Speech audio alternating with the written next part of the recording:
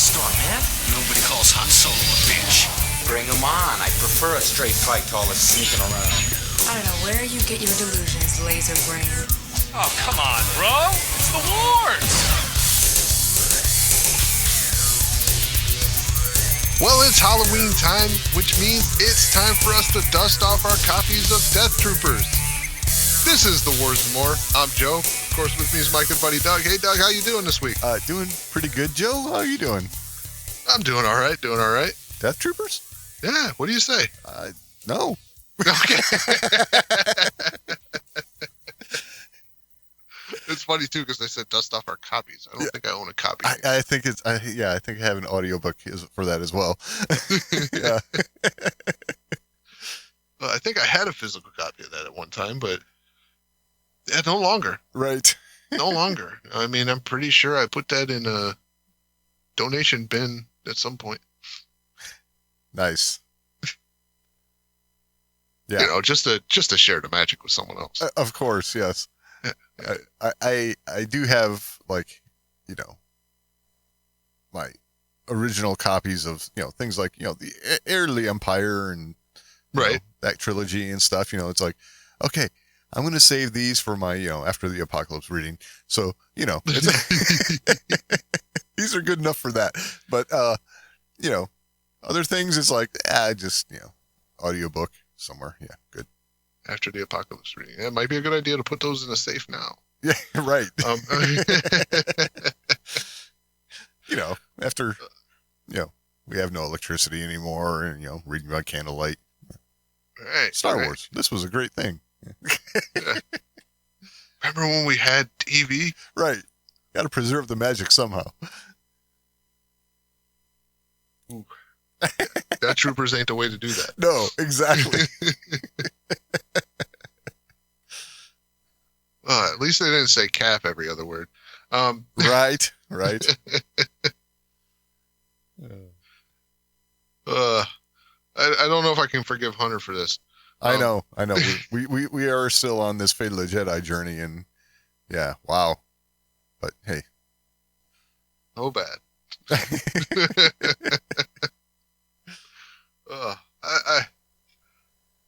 I'll tell you what. I'm going to say something that some people are probably going to go, ooh, really? Man, I liked the High Republic better. Whoa. Yeah. Okay, man. You're really going to make me try and read these books at some point, aren't you? Hey, dude, if you like Fate of the Jedi, you're really going to like the High Republic. Okay. You can go from misery to misery, but it'll be less misery. The bars, we're just lowering them. Yeah, but like if you're going to go from Fate of the Jedi to that, you're raising the bar. Okay. Damn.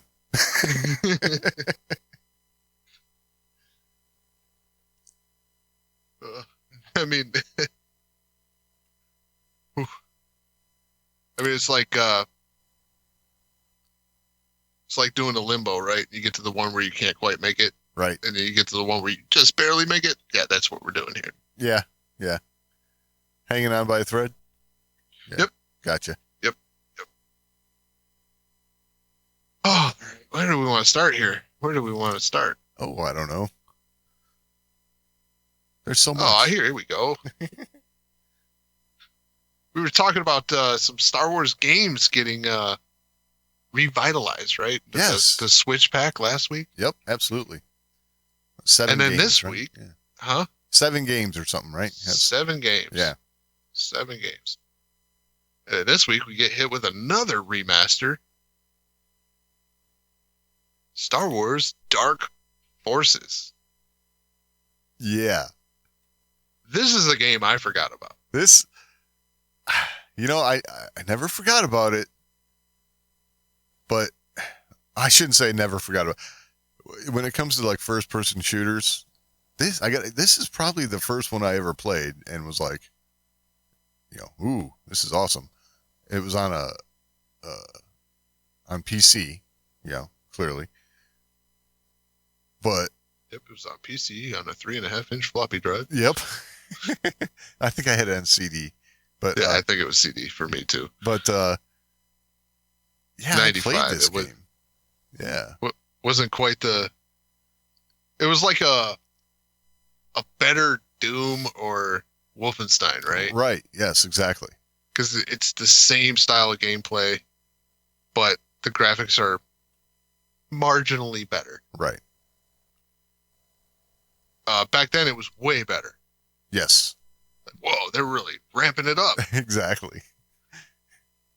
I could imagine people saying way back then, it's like you're really in Star Wars, Yeah. But Never imagining that we would be looking at Jedi Fallen Order. Right? Like, exactly. But I mean, shit, I thought we hit our peak with The Force Unleashed. It's like, oh, I can't get better than this. right. Which the game didn't, but the graphics did. Totally. Just got hunted with that one. But yeah, this will be another one interesting one to check out. I mean, yeah, Oh, I'm still gonna check this out. yeah. Unless it's $19. No, I'm not checking it out. If this is a solid like $5 to $10, Right. okay.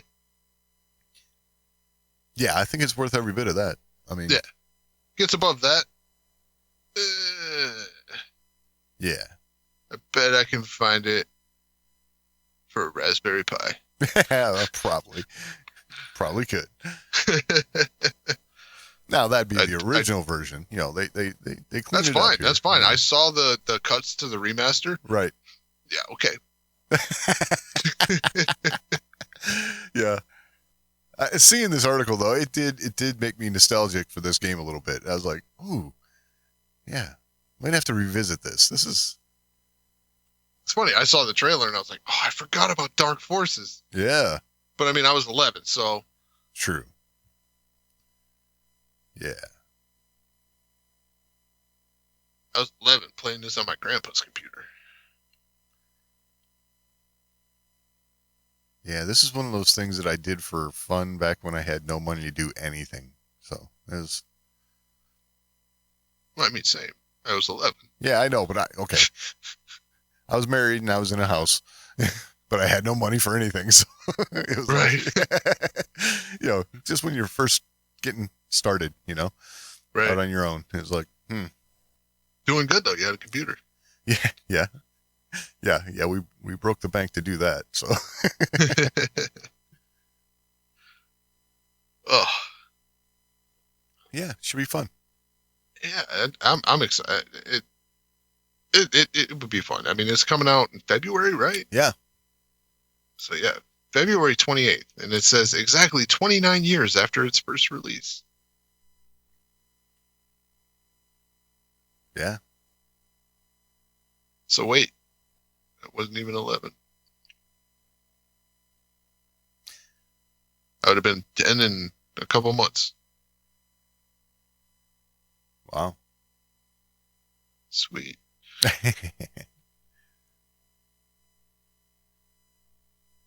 All right. How about a quiz, Doug? Oh God, you gonna do this to me again? Yeah. Oh boy. Yeah, it's Halloween time, right? It's Halloween. I love Halloween. Oh sure. I don't know about you. I love Halloween. And when I saw a Halloween quiz on StarWars.com, I was like, oh, we got to do this. Okay. And why not? There ain't shit else to talk about. So is it more Death Trooper stuff? no. Oh, okay. No. Doug, we're going to find out which Star Wars character you should be for Halloween. Oh God. It's gonna Yeah. tell me I should be an Ewok or something, isn't it? Well, we'll find out. Oh boy. All right. So, first question. You ready? No. Let's get this Go. show on the road. How much time would you like to spend getting ready? Very little, a few days, a couple weeks. I started planning last year. No, very little. Very little. All Yeah. right. All right. How do you feel about wearing masks? You love them? I'll want one I can remove. Maybe a helmet. They're not for me. Yeah, they're not for me. Okay. Who do you celebrate Halloween with? Your family? Your children? Wait, what the hell? What? Apparently your children aren't family. Apparently. Okay. Your friends or alone? It would be A and B. All right, just pick one. Just family? Let's say family. Incorporates children as well? Yes, it incorporates children as well. Yes. Okay. Which color dominates your closet? Black, earth tones, it's a rainbow, primary colors. I just want to say, I see where they're going with this, but okay. Black is most of my closet. All right. What's your favorite Halloween activity? Bobbing for apples, decorating pumpkins, trick-or-treating, sitting on the porch. Sitting on the porch. Right. How many questions are there? I don't know. Oh, 6 of 10. All right. So what's the perfect piece of Halloween decor? A jack-o'-lantern named Lewis. Why's it got to be named Lewis? Oh, that was a whole meme thing. Yeah. Oh, is it? Yes. Yeah. A black cat, dancing skeletons, or ghosts? Well, since we have like dancing skeletons on our porch, I got to say that one. Oh, dancing skeletons. All right. Actually, yeah, play the trumpet and the saxophone or something. Yeah. All right. How scary do you intend to look? Ghoulish, fearsome, not scary at all. I prefer something pretty. I'll say not scary at all. Okay. Yeah.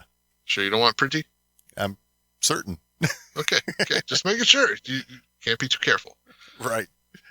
All right. What type of character do you usually choose to dress up as? Stormtrooper, Jedi, classic monster, something punny. Oh, I gotta say,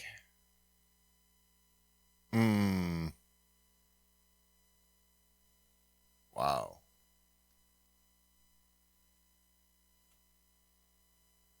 I would have to say classic monster more than anything. Okay. What's your favorite Halloween treat? Candy, witch's brew, caramel apples, apple cider donuts. This has got to be a tough one for you. I was gonna say, I would probably pick witch's brew by default. I mean, is that like a real thing or what?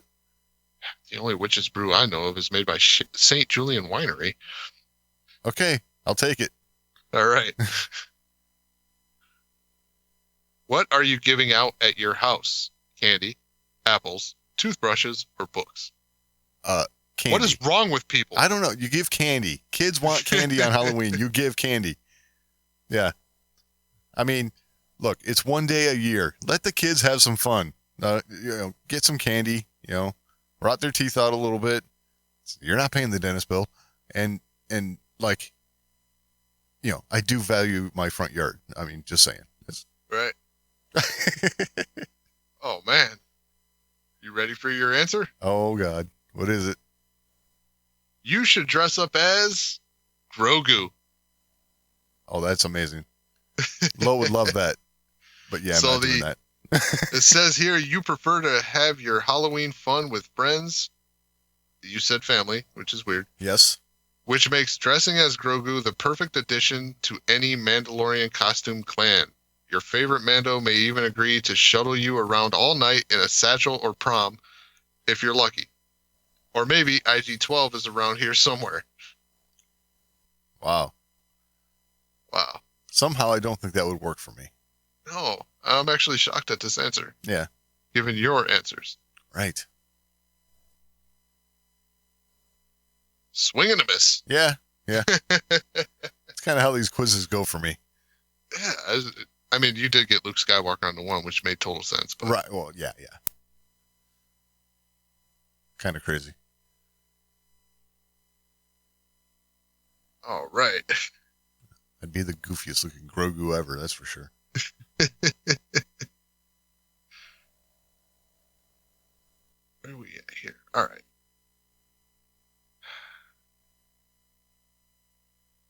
Kelsey Grammer. quick little story. Yep. Nothing much here, but of course, there's interviews with Kelsey Grammer going around because Frasier's returning. Right. So I don't know if this is before the SAG strike. It's got to be, right? I imagine it would have to have been taped before that. I was just going to throw this out there. It's like, and again, we have the strike going on, and you mentioned Frasier's returning. It's like, again, we're out of ideas. So what do? Let's bring back old shows. Yay! Anyway, sorry. You know what? You know what's funny though? When I read this article? Yeah. I mean, this is me being too young for one of these shows, right? Uh-huh. I didn't realize Frasier was actually a spinoff of Cheers. Oh, yeah, totally. Now, Cheers, when I was a kid, I watched it. And it was funny. Frasier? I've watched some Cheers, Okay. And I've watched some Frasier. I never realized those two had a connection. Oh, yeah. Yeah. Weird to me. It's funny that this just happened. It's like, oh, no shit. Yep. Totally. And I didn't realize that Frasier was gone for 19 years. Wow.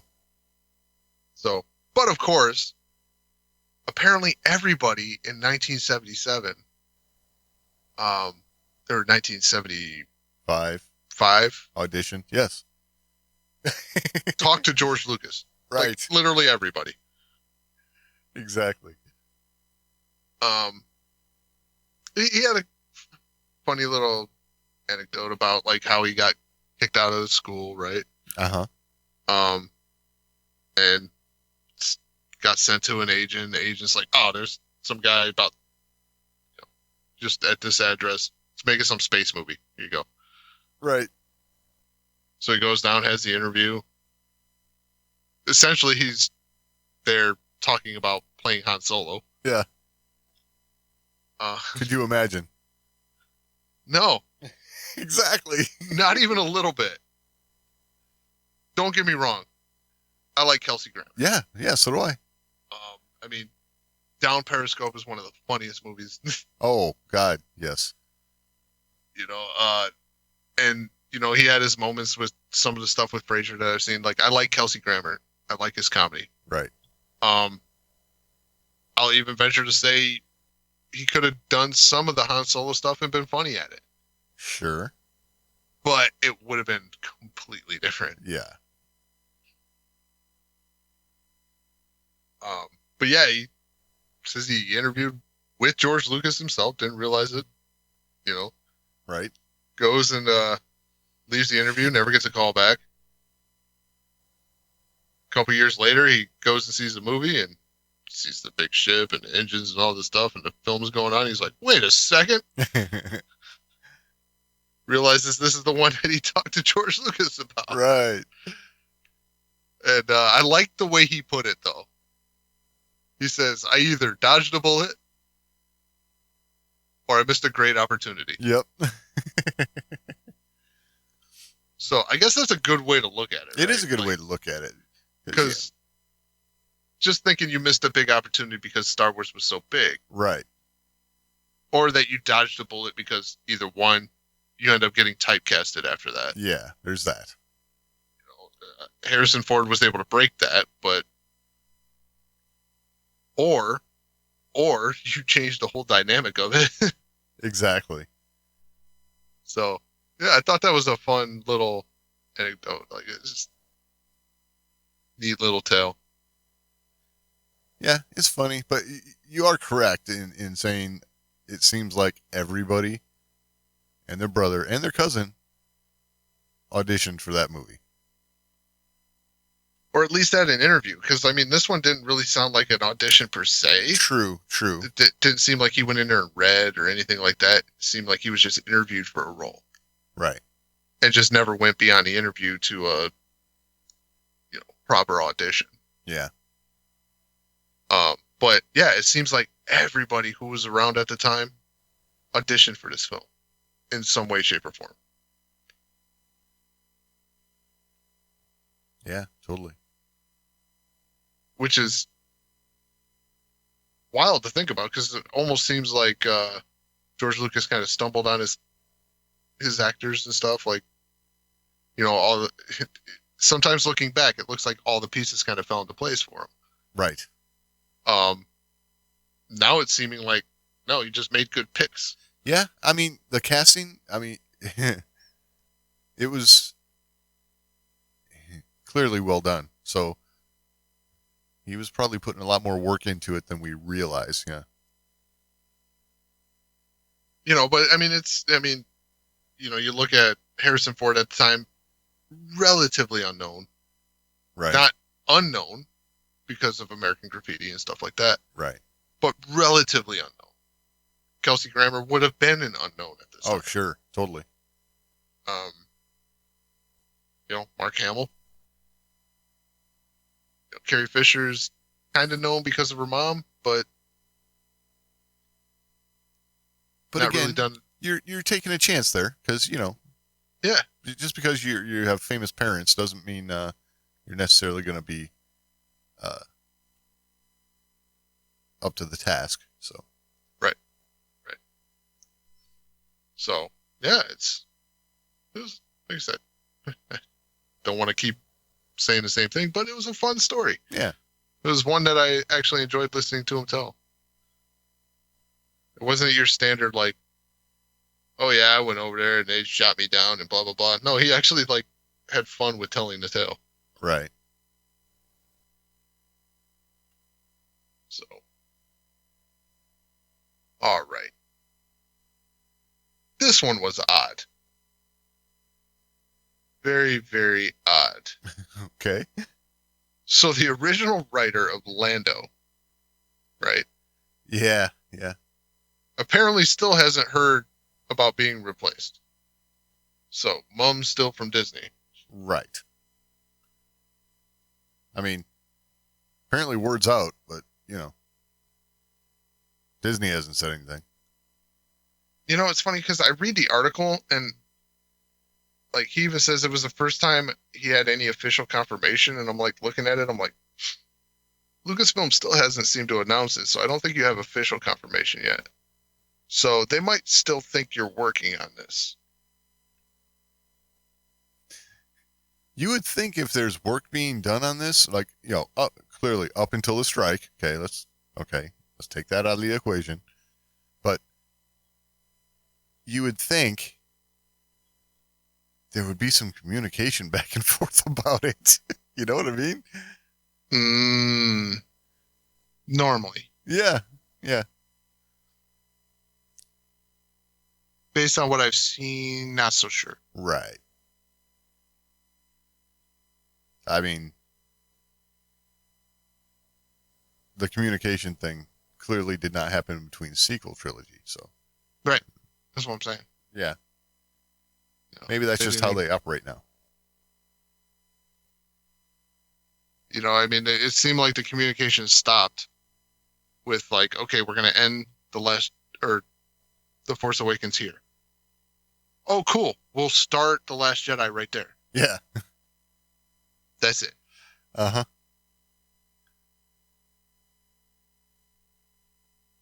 So, and they could have added that later.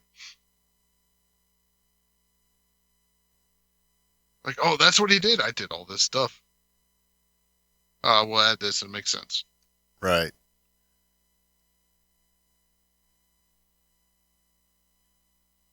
But it's just an interesting bit of news given they're doing so much work to make us feel like they're back on track. Right. Okay, we wiped the slate. All these other films weren't working out, but here's all these other films that are in the works. Yeah, films, shows, all that stuff, yeah. Right. And then this. It's okay, maybe you don't have it together. Exactly.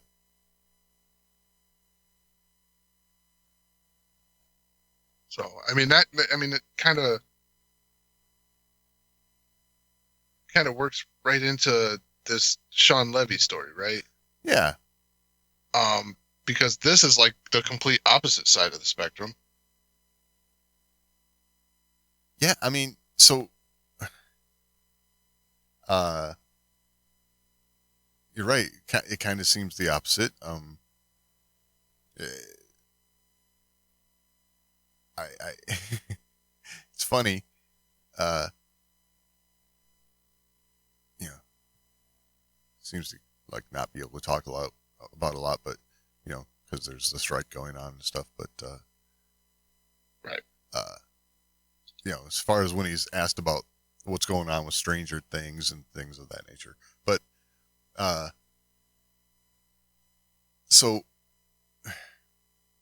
his take on Star Wars now was interesting, and it's funny you say that leads us into this. Oh, this is going to lead us into something else too, because it's just kind of funny how the way it works out. But he says when Kathleen Kennedy brought me on board to make a Star Wars movie, her central mandate was, I want a Sean Levy movie. I want a story and a tone that reflects you and your taste and what you bring to your movies, with a Star Wars story. So I have felt extremely empowered.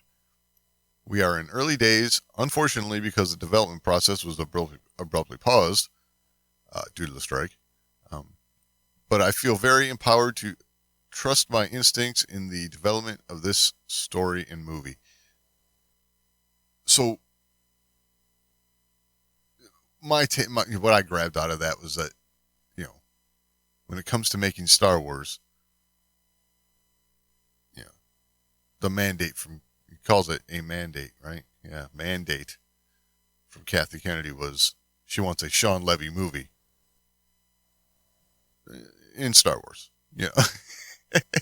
If you get my meaning. Like, Yeah, you should be asking for a Star Wars movie with Sean Levy. Right. If you could. All right, I have to interject here. I'm sorry. Uh-oh. Okay. I just read a portion of this that I did not notice earlier. Okay. In an interview conducted last year, Mark Ruffalo said, "You always get the same version of Star Wars each time. Now that you're working on one, how will you do things differently?" Dude, have you watched the films you're in? Yeah. Well, hey.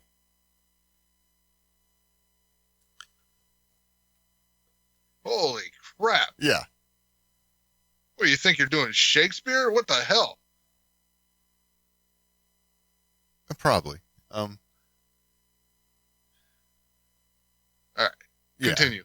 I was going to say, he had similar words about Star Wars in the past, I believe. I know, but he's doing Marvel, which is literally the same. Right. Recycled. Shall we just call it formulaic? Yeah.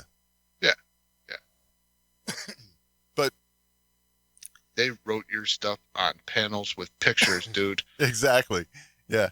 Got the whole story across in 18 words. In 28 pages or something. Yeah. Yeah.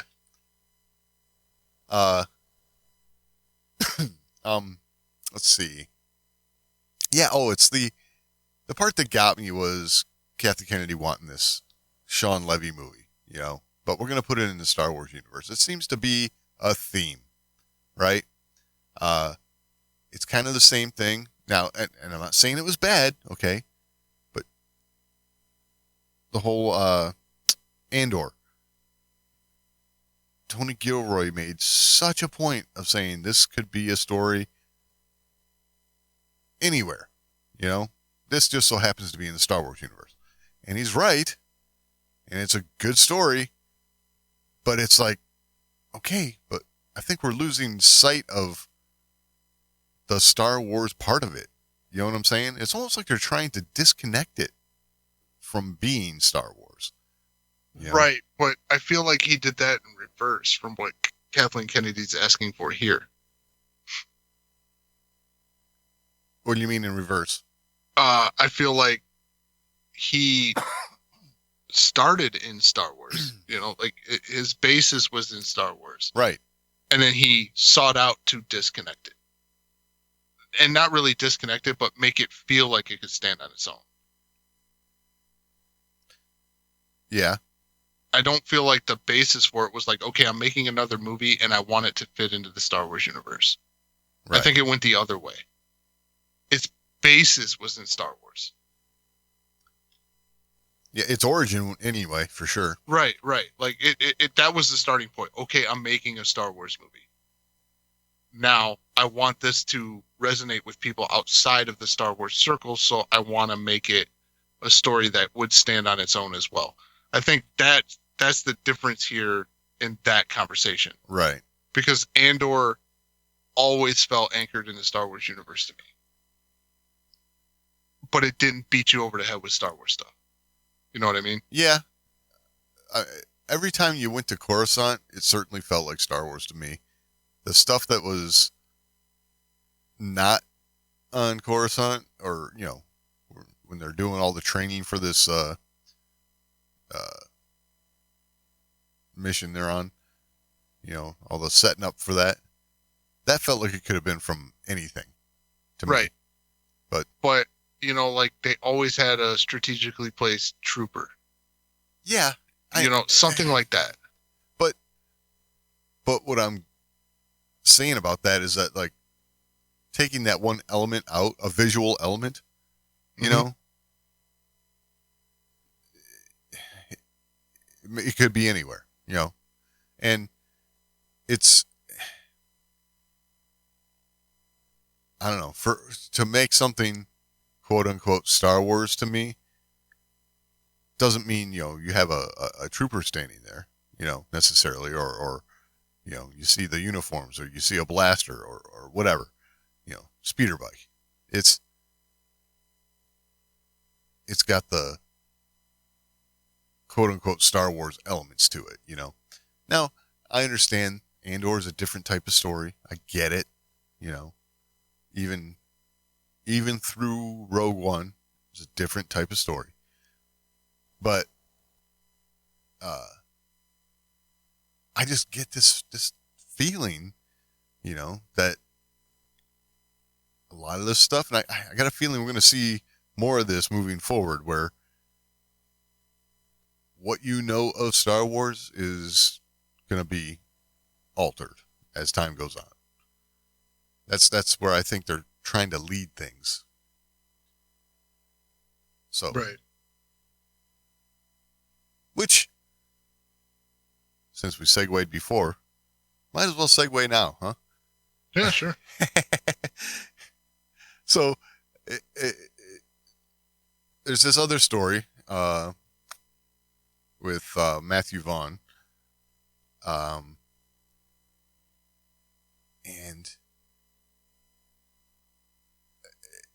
it has a completely different take, and I gotta say, this take here might push me over the edge here, where I've been pretty, how would you put it, Joe? I've been pretty, I don't know, set in my ways about, the canon and this and that, I guess. I don't know, but. Yeah, that's fair. Okay, so, let's see. Yeah, okay.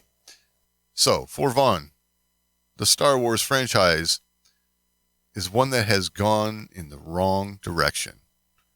When asked if it would be tough to turn down an offer to direct a Star Wars movie, the filmmaker said, "Now, not so much.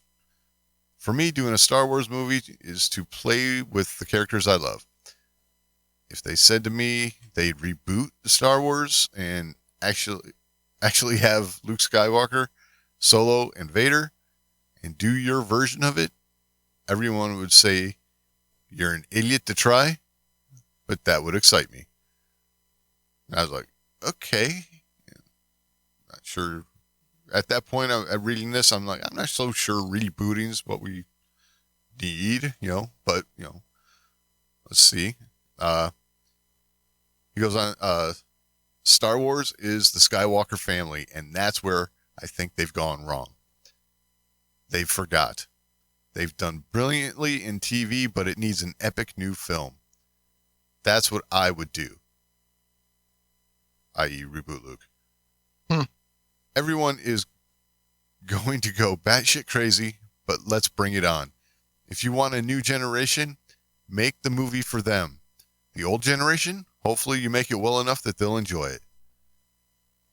Now, I gotta say, I kind of like that, because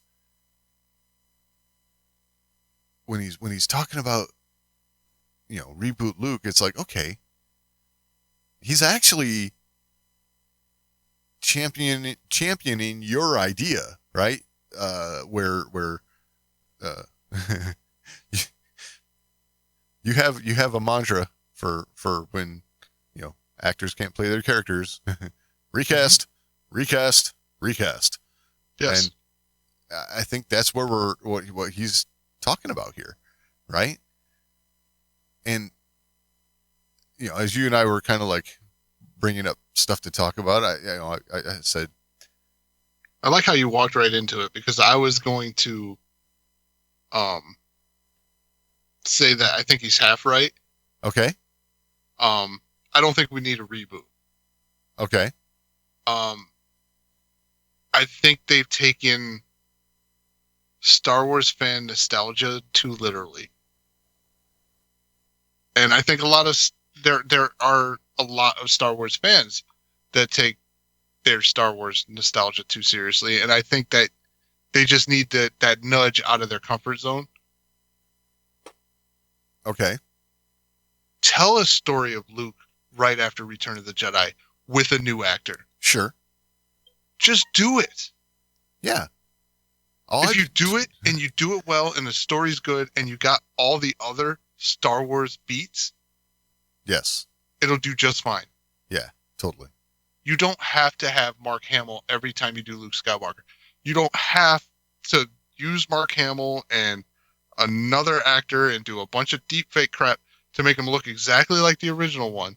You don't have to do any of that. Right. You literally don't. You could probably recast the character if you tell the story right. Star Wars fans are not going to care. That's always been the main thing for me, is tell the story right. Tell a good Star Wars story. And I think he raises a lot of good points here, but I think a reboot is the wrong idea. I don't think you need to reboot it, because that same film from 1977 is still grabbing new fans today. Sure. I have no doubt about that. But, okay, so there's tons of evidence of that. Right. There's tons of parents that are sharing Star Wars with their kids for the first time, and it's these old films. It's sure. It's the original trilogy, the prequel trilogy. Like, it's grabbing new fans, and so you don't have to reboot it. Okay. It's not stale. But here's what he's talking about, though, is when the franchise is one that has gone in the wrong direction. Okay. The way I'm looking into this is, like, if they went with let's just call it a DC approach, every 10 years or so, you have like a new, Skywalkers, the Skywalkers are your Batman, right? Or your Bruce Wayne or whatever. And for this iteration of it, you're going to have your Michael Keaton, you're going to have your George Clooney, you're going to have your Christian Bale, For this iteration, Luke Skywalker played by whoever, right? And it's like, just tell another good Star Wars story. Right. But I agree that's what he's saying here. But he's saying that not because of what they've done, but in lieu of what they've done. He's saying he would have, to me, the way I read all this, he would have rebooted it from the start. Oh, Not. no, I think that's the other way around. I think, I mean, you know, I think there's still hindsight involved here, but I think Clearly. he's still saying he would have rebooted it from the start, not done what they've done. I think he's saying that this should have been done in lieu of what they've done. I don't know. I would disagree with that, mainly because of the line, about asking if it'd be tough to turn down. He says, now, not so much. Like, now, it would not be hard to turn down. Agreed. Because of Agreed, what's but come I out think of late. I think his comment about it going the wrong direction and stuff put it in that perspective to me that he would have done a reboot in lieu of trying to continue it.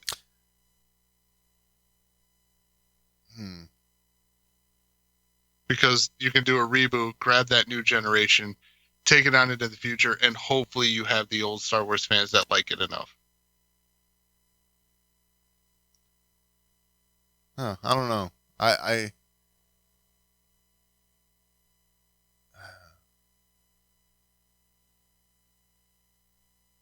don't know. That's not what I'm getting out of it. I'm thinking he's after seeing what he's seen, this now he's ready to reboot. That's the way I'm seeing it. But regardless, I'm just reading this. It actually kind of woke me up to being open to this kind of thing now.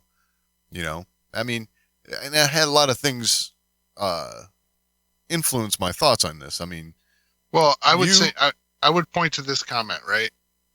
He says he said the studios, it's like any artistic form. Yes. The music business, movies, fashion, Yes. the financing, commerce, taking over the creative. Right.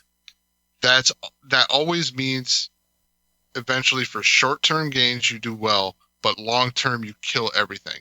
That to me tells me like he saw that they went the long-term route and it's killing it. Well, they should have rebooted for another short-term run. I think he's just pro reboot. I guess it's all your point of view here, but I think he's pointing out that the larger the corporation in charge of Lucasfilm, the more it's getting, Well, there's that, but I just think that like if they were doing all these films in a shorter period of time, not taking a 30-year gap between the first film and the last film,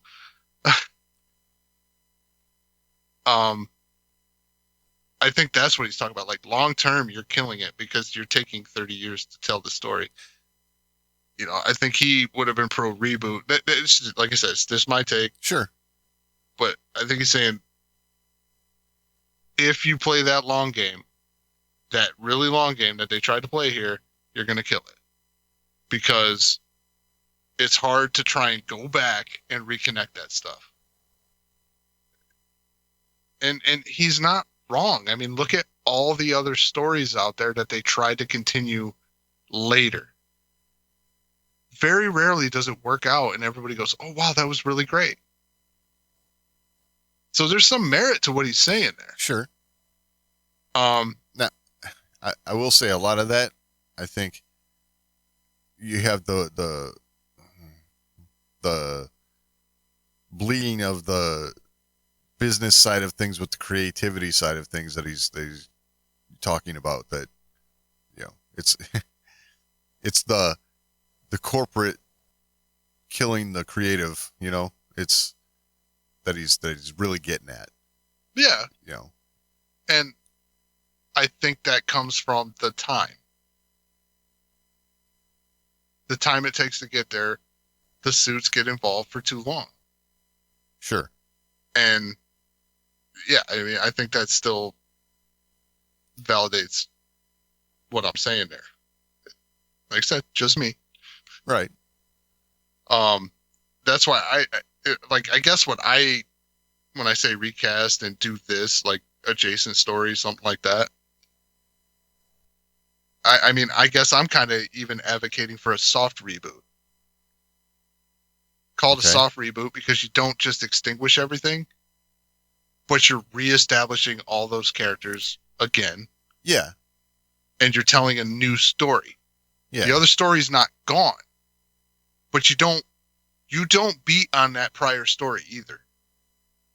Right? You don't try to constantly remind everybody about the Galactic Civil War. You know, Right. you just tell the new story with the new characters. You soft reboot it. So you're establishing characters going forward. You can weave them into the old stories later on, but you tell something adjacent or after, something like that, and you don't even bother referencing the other stuff too much. You know, like it can be there can be hints at it, but soft reboot it. Just tell a new story. Yeah. Just tell a new story. That's the key, and a good one. Right. You know. But you do it with new actors that you can use for a while. Sure. You know, you don't have to twist everything around to where you make one character connect to everyone in the Star Wars universe. Right? Right. Like the way they forced Rey into every major character storyline just kind of bothered me. You know, take away all the stuff that Rey was, you know, just instantly good at using the Force. Like she could battle back against Kylo Ren instantly with, right. you know, she gets all these abilities just instantly, right? Right. Take all that out of it. Yep. They had to connect Rey to Han Solo. Yep. They had to connect Rey to Luke Skywalker. Yes. Then they had to connect her to Palpatine. And then they had to connect her to the Skywalker name itself. Yes. They shoehorned Rey into every bloodline in the Star Wars universe. Absolutely. That's what hurt it. Oh, totally. Yeah. There's no doubt. The quick pickup of the Force abilities is minor in my opinion. The fact they had to shoehorn her into a connection with everybody in the prior galaxy is what killed it. Right. Yeah. You know? That's me. That's my opinion. No, I would tend to mostly agree with what you're saying there as far as the stuff about Rey. I think I just think if I feel like the creatives, okay, under as big of a corporation as they're under now doing Star Wars, you know, they have that one hand tied behind their back, okay? Much like the last story, Kathleen Kennedy wants a Sean Levy movie about Star Wars. So it's like you're going in with that mandate, you know, that restriction already. It's like it's and her saying do the kind of stuff you do already, just put it in Star Wars. It is a you know, it is like having one hand tied behind your back because it doesn't allow you to be is free to make a Star Wars, any kind of Star Wars movie. Now, he seems pretty excited about it, but, you know, looking at it from this guy's point of view, Matt Vaughn, it's as though maybe reboot's the wrong word here. I don't know, but just take the characters, right, that he loved watching when he was young, and tell a new cool story with them, and that's it.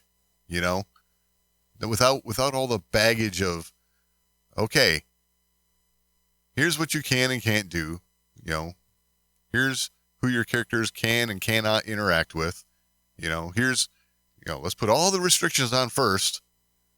How about we just come up with the really good story first?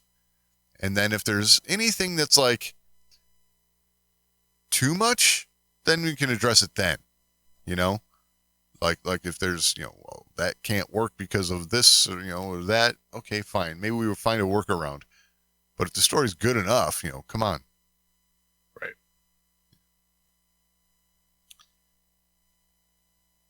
Even me, okay? I'm talking about myself here. And there's a lot of people, a lot of Star Wars fans like me. Maybe for too long we have been a little too precious with the canon and stuff.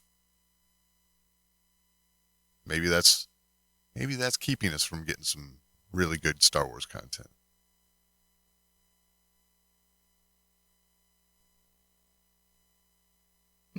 Yeah, I don't know. It's getting deep. Huh? It's getting deep. Hey, I like Star Wars. And I want it to remain good, so. Right, and you know what? Like,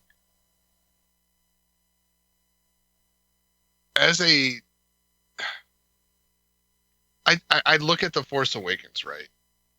And I just want to ask Star Wars fans as a whole, like in hindsight, how much did them shooting stuff on film really mean to you? Nothing. Right? Like, nothing. How much did those practical props really mean to you? Nothing. Because in the end, you let them distract you with that. Right. That is so true. That was a distraction. It was a distraction. They used it to their advantage. Yep. They regurgitated a story and got you with like, look at all the practical props we're using. Right. Look at all the scenes we shot on film. The stuff you love the most, we shot in IMAX. Right. All right, like, come on. Yeah, and I feel like that the lessons are in our story, folks. You must unlearn right what you have learned. We got to move on. All right. Yeah, and with that means, like, I don't disagree. Like, he has a lot of good points here. Star Wars is always focused around the Skywalker story. Right. It's not wrong. And if you look at the vast majority of people, they enjoyed Ahsoka. The people who watched Ahsoka, the vast majority enjoyed. Yes. All right. And Ahsoka is a Skywalker adjacent story. Anakin was her master. Right. Her story was told during one of the most exciting parts of the Skywalker saga, the Clone Wars. Yep. I mean, it's all connected. Yeah, totally. It just has to have that connective tissue. You just don't need to shoehorn a bunch of other crap. Like, oh, it's got to be connected to Luke and Han and Leia and Palpatine and, like, no. No, right. The one character doesn't need to be connected to everybody. Exactly. All right? She doesn't need a switchblade lightsaber. All right? Like, it just... Let's not forget that, Anakin's lightsaber somehow showed up and we never got that resolved, right? I mean, I don't know. Yeah. Yeah. Yeah. This thing falls off of into Cloud City, right? Right. Or off of Cloud City into the clouds, into the center of the planetary mass. You would think, yes. Yeah. Obviously it's falling, and like, I know physics and Star Wars. Let's not go there, right? Right. But physics in Star Wars, it's falling to the center of a planetary mass. There's gravity there for a reason. Something's pulling it there. Yes. And for some reason, the favorite fan theory is there's a hand floating out in space somewhere and someone comes across that. Right. How the hell does it get to space? Don't know. It went to where the gravity was. Right. I mean, we all watched Luke do the big slide through the tunnel and out the bottom of Cloud City, and he's going to fall, right? I guess it was all artificial gravity. I don't know. Yeah, whatever. Something was keeping those clouds there. I'm just saying. Yeah. I don't know. The more time goes on, the more I would like for somebody, whether it's this guy or someone else or whoever, let's not approach a Star Wars story with, I'll just call it an agenda, okay, of, this movie's going to be in the style of my other movies, or it's going to, I don't know. Just, let's try not to excuse it because they shoot it on film. Right. I mean, all right. Let's just try not to excuse it because they made a rubber mask. Let's just make a good story. Right. Damn right. I mean, yeah, I don't know. It's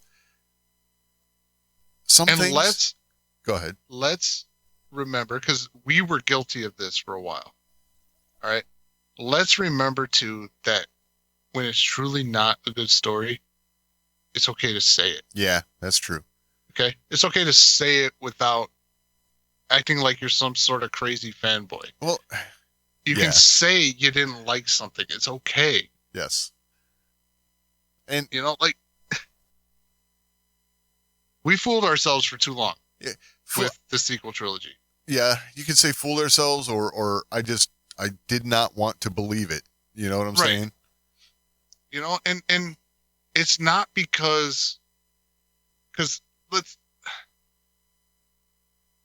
break down our overall feelings on this, right? Like the films on their own, stand alone, are not horrible films. Correct. They're not horrible to watch. I wasn't angry. I wasn't bored out of my mind. Right. The films on their own did fine. But as a cohesive story amongst the whole saga, right, they fall dramatically short. Yes. And they're very, very, very disjointed. Yeah. And The Rise of Skywalker, which was the one that everybody raved about when it first came out, is a pile of crap. I've watched it again. It's horrible. All right? Yep. It is just they set the tone for you in the beginning of that movie. You knew exactly what you were about to get when they started light speed jumping. Yeah. All right? You knew exactly what you were going to get. We're not selling it on shit. We're just going to jump from thing to thing to thing to thing to thing. Right. And that's what they did for 2 hours. Yeah. And then at the end, just like, here's another thing. You want to talk about connections in Star Wars and then force feeding stuff? Like, they literally insinuated to us that Lando Calrissian has an illegitimate child and they happen to come across each other. Right. Rey's related to everybody. Lando has an illegitimate child. Like, it's just like, what the hell are you doing? Exactly. Like, they didn't say it. It's never been confirmed. But they insinuated the crap out of that. Yeah, totally. Like, and watching The Rise of Skywalker, I'll say this, like, Rian Johnson did better. So people think that J.J. Abrams came in to save Star Wars. J.J. Abrams came in to do J.J. Abrams shit. Yeah, I don't know. I don't know if I can go with you on that one. He at least told a story that advanced in the film. Yeah, but it didn't connect, but it advanced in the film. The Rise of Skywalker one did nothing. It concluded it. Kind of. It would have. it would have if she didn't light a new lightsaber and say her last name was Skywalker. Right. Yeah. Well. Because it's like, oh, we're gonna end it. We're gonna wrap it all up. No, my name's Skywalker. Nope. I guess the Skywalker saga continues. Right.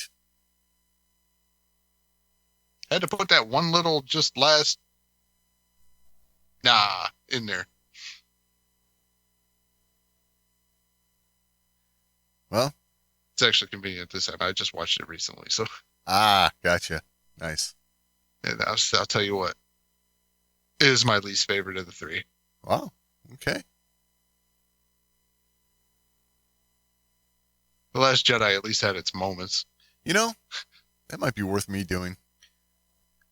Dude, I'm telling you. Go through all the sequels You'll be able to again. go back and watch The Last Jedi and be like, man, you know, you still get that same feeling you had leaving the theater. Like, you just weren't sure. Right. I'll tell you what, when you finish The Rise of Skywalker, you're sure that was a pile of crap. Okay.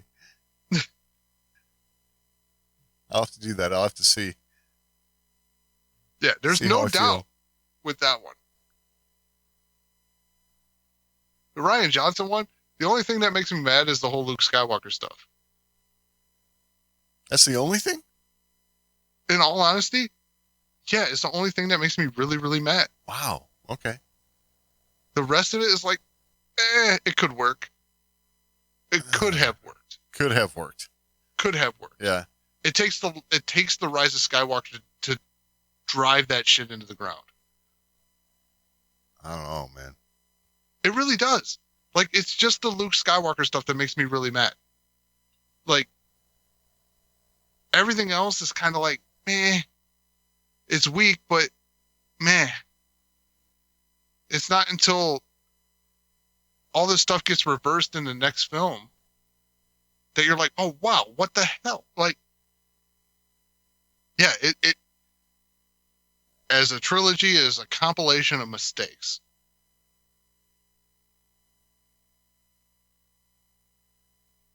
Yeah. So, like, it just, like, the next one makes the one before it worse. While you're supposed to be, like, concluding stuff, it's just raising more questions. Oh, I would agree with that. I would totally agree with that. Yes. From 2 to 1 to 3 to 2. Yeah, sure. Yeah. Yeah, whatever. You know what I mean. Yeah. Each transition, 8 to 7, just like 8 to 7, 9 to 8. Yeah. Like, each film, you're like, you go in there with questions for the next one. And it's like, okay, they ignored that and they just created new ones. Exactly. So it's like, what the hell? Right. So yeah, I would welcome that. Maybe we will schedule an episode in the future where we rewatch the sequel trilogy and discuss it fresh. I like this idea. Because I'll tell you what, each time I watch it, I just get more and more angry. Because it's like, and I know this is going to be an unpopular opinion, but I feel like we as fans had a part in this. Oh, there's no doubt. Our disjointed voice and things like that, it made this jumbled mess happen. Well, okay. It helped make this jumbled mess happen. I shouldn't say it made it happen. Yeah. No. If we had people in charge of the actual creation who weren't going to listen to I don't know what you would want to call it, a loud online group of fans, you know, and they just had their own creative ideas and just went with them. Right.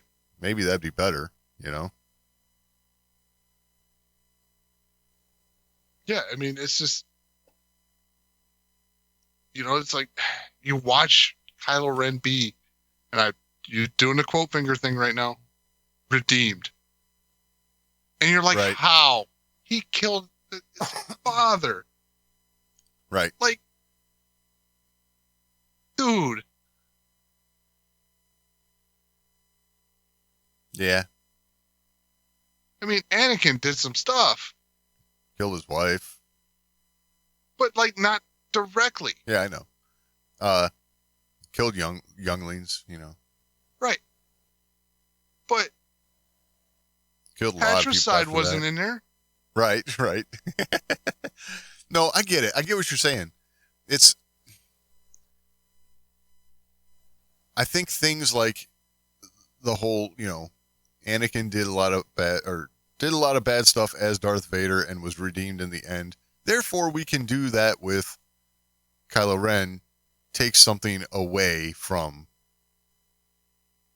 Anakin's arc. Because you're just doing stuff you're trying to make it rhyme, but it's falling far short. You know what I'm saying? It's yeah. This is where the opportunity was to show that nope, sometimes just pure evil is just pure evil. Yeah. You know? Yeah, I get that. Sometimes you can fall too far. Right. And if you're going to redeem Kylo Ren, he needs to do it like Vader did, dying in battle. Not selflessly giving himself up to resurrect another character. Like, what the hell was that? Right. And then, if that's the case, he didn't even redeem himself. Because he let his personal feelings guide his decision. Yeah. But you put the window dressing on it to make it look like he was doing it for the greater good. Yeah, exactly. Like, it was just atrocious.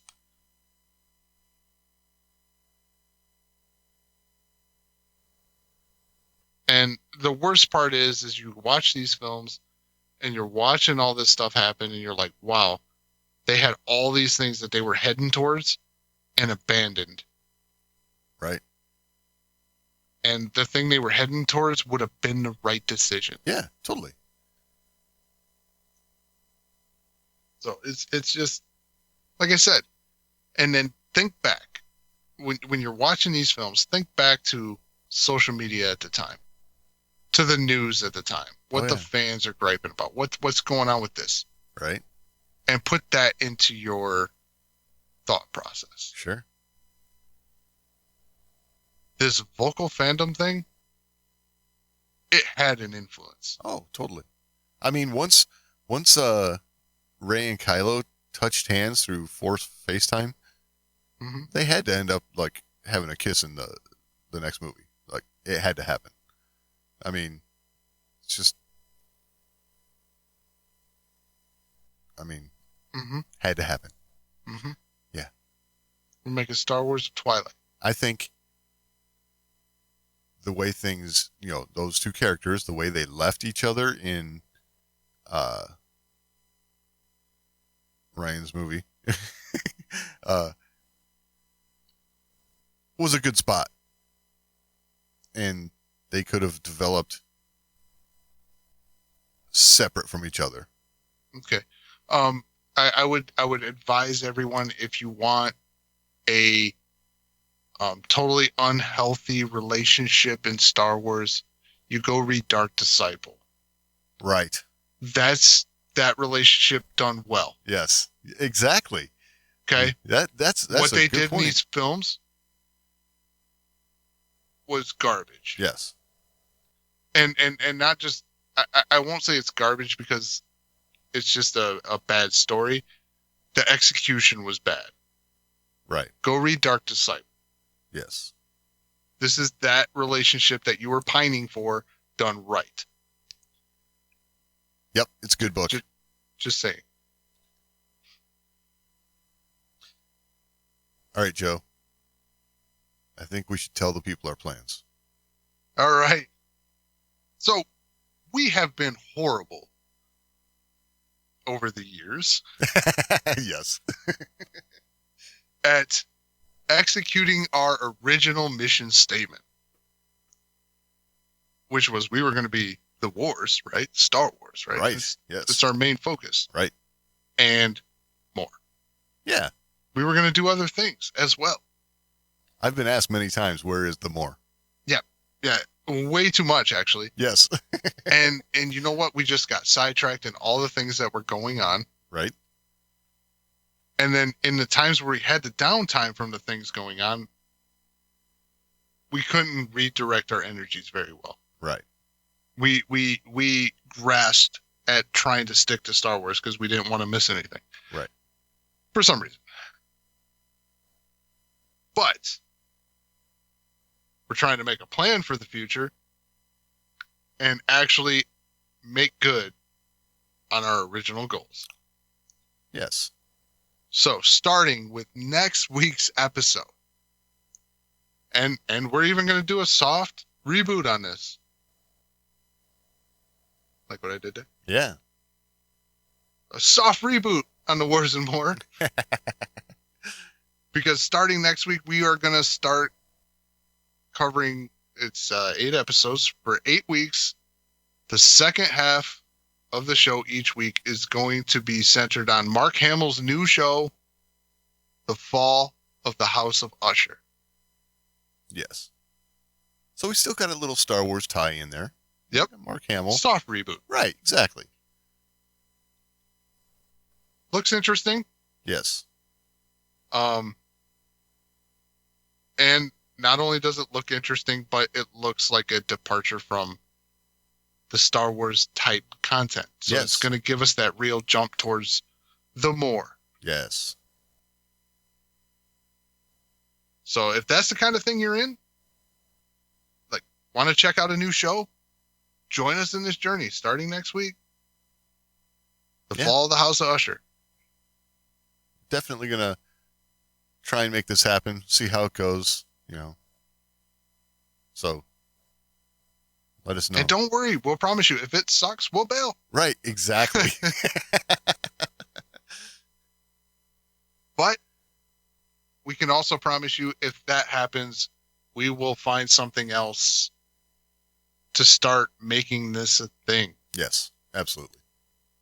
We'll find another show. We'll do a review on it, whether we do an episode by episode thing or just a recap, something. We're going to start fitting in more of the more. Right.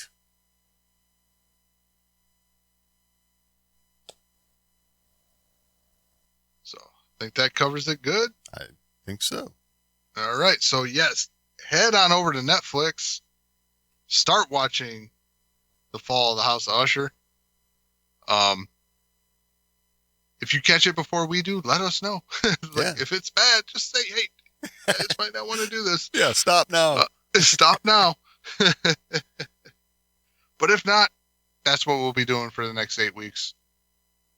I guess with that, any final thoughts this week, Doug? No, I think we covered all there was to cover. All right. And if you have anything to add, you can always email us, show@thewarsandmore.com. That's the best way to get a hold of us.